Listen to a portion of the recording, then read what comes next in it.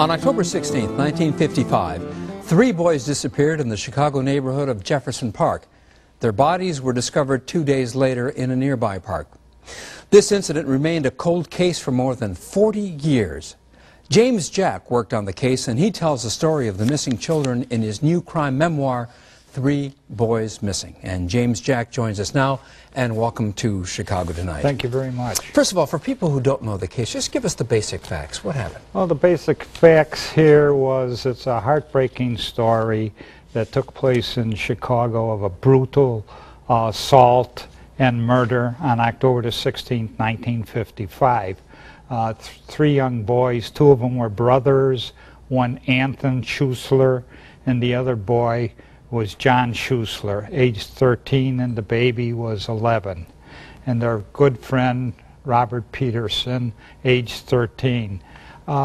These 3 boys went downtown to a show on a Sunday afternoon to enjoy themselves. And they went to see a Walt Disney movie, in fact, called The African Lion. And the boys never returned home. And on October the 18th, the time that we fixed was around 12:15 p.m. in the afternoon. We were sitting in our captain's office going over details, what we were going to do next. Several other detectives, seasoned detectives, I was the youngest one on the totem pole there.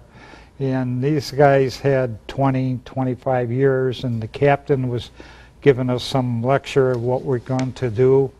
And then all of a sudden he received a call about 10 after 1, and he slumped down in his seat and started to cry and told us that, guys, we have a triple homicide. You were one of the, before that phone call, before that meeting, you were one of the first people to talk to the parents of the boys before their bodies were discovered. Correct. What do you remember from that conversation? Well, I didn't talk to the parents. I talked to the father. We were coming, I was working a 4 to 12 shift with my partner and myself, and it was raining Sunday night, very bad. And we tried to get into the station to do our homework, couple reports, and get them into the sergeant for the next day.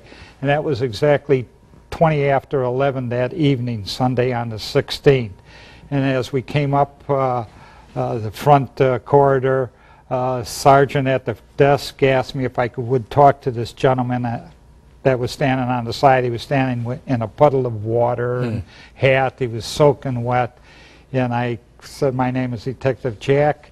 He says, "My name is Mr. Malcolm Peterson." I said, "What can I do for you?" And he told me the same story I just related to you. The 3 boys went downtown to the show, and I told him, "Come on in my office.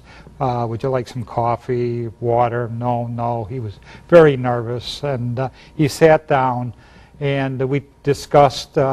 I tried to comfort him a little, and he was telling me about his wife, and she's so shook up. And I told him that numbers in 3s, you know, don't disappear. You know how the long likelihood of 3 boys together that anything would happen to all 3 of them was not likely. Yeah, numbers in 3s, you know, and I was so wrong about that, you know. But I had to tell him something. I told him we'll go out on the street. And my partner and myself did go back, and we stayed out until about 20 after 1. That would be Sunday night, Monday morning. And I did take a little report on a missing report. I didn't fill the whole thing out because the rule of thumb in those days, kids come back in 5 hours, 6 hours. And I didn't know that much about his kids yet, or the Schuessler boys. And I just took their names, their ages, and the clothing that they had on, just in case somebody saw. And of course, the next day their bodies were found. But there was no final conviction in the case until 1995. Why did it take so long? Well, why did it take so long? Well, number one was we didn't have the information that we really wanted to have. And at that particular time, there was no suspects, nobody that we could talk to. And my thought at that particular time, that in my book I make it clear that if, I'm saying if, two of the main witnesses in that trial, Herb Hollitz... In the first trial or the second? In the first trial and two. the second trial. Herb Hollitz and Roger Spray, if they would have came forward and talked to us about their experiences, that case would have been solved maybe 7-8 weeks after it happened. The man convicted, Kenneth Hansen, convicted in the first trial, overturned on appeal, convicted in a second case. Who is he? He's a vicious pedophile that probably molested over 1,000 kids in 40 years. I mean, the first trial, as you just said, it was overturned because the state came in with many, many witnesses that was picked up by Kenneth Hansen. Do you believe Kenneth Hansen is guilty? Oh, I believe it with the bottom of my heart. Why did you write this book? I wrote the book because I had something to do with the families.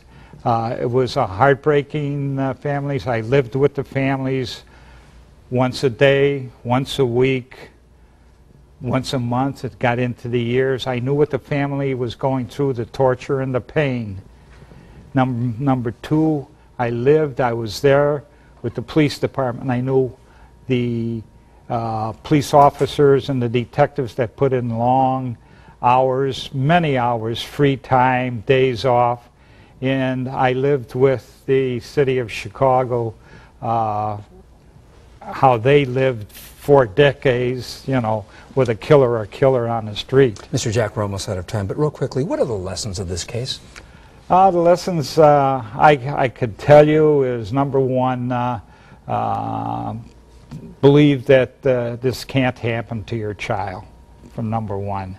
Your child, they pick up these newspapers and they read about the sensational crimes. Number two, educate your child at a very young age.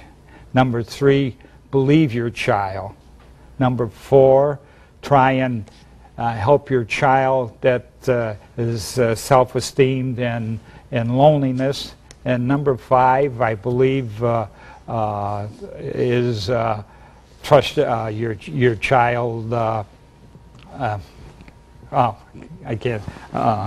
Believe him. If they say something has happened to him or her, believe him. Believe him. James, Jack, thank you very much. Again, the name of the book is Three Boys Missing, the tragedy that exposed the pedophilia underworld. Thanks very much. Thank you. And there's more Chicago Tonight just ahead, so stick around. I just got stuck in that last one.